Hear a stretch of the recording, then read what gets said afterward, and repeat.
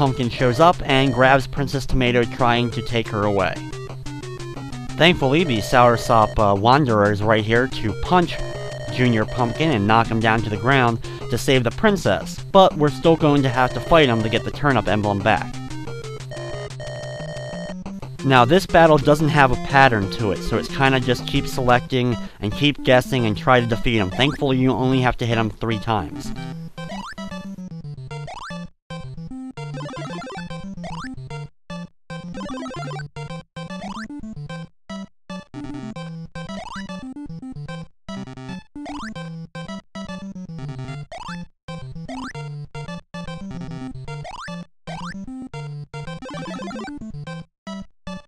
Once you have defeated him, though, we get back to the screen and he's still there and says he won't give you the emblem. So we're going to use his weakness against him. Use the caterpillar. Throw it on him, he gets scared of the caterpillar and ends up dropping the emblem.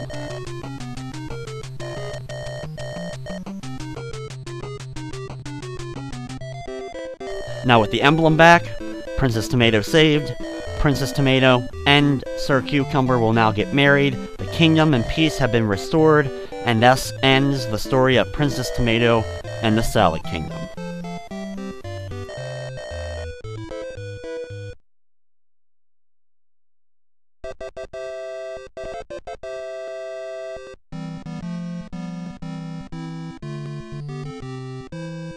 We get one last screen of seeing Sir Cucumber and Princess Tomato's wedding, with Percy sticking his head out the door.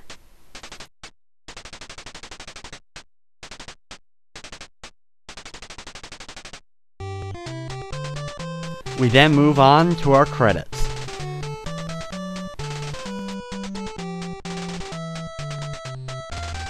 As you can see, Princess Tomato is a pretty fun, one of those classic text adventure games. Has similarities to a lot of those old first-person RPGs just because of movement and such. But since there really isn't a whole lot of combat and leveling system and all, it's much more traditional of a text-based adventure-style game. Now, Princess Tomato and the Salad Kingdom was actually released in 1984 for various computer systems in Japan, including the MXX. It was eventually ported over to the Famicom in 1988, and then eventually, finally, over to America, or North America, in 1991. So there's a pretty big gap from when it was first released to when it was actually brought to North America.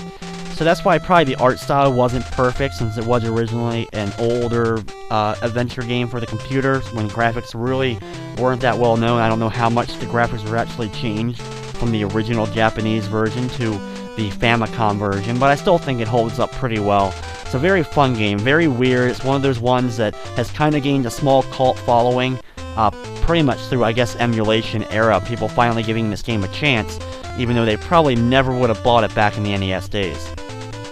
It's also just another great example of how games are so much different then than they are now. Now we're getting a lot of the same type of genres and same type of main characters, but back in the day there was so much variety in the different adventure-style games and characters that we got. I mean, we probably aren't going to see too many adventure-style games nowadays where the main characters are vegetables. Maybe with the exception of a new VeggieTales game or something like that. So after the credits, we see the end screen. And with that, that's going to wrap up Princess Tomato and the Salad Kingdom and another edition of Play It Through. I'd like to thank you for watching, and of course, I hope you enjoyed.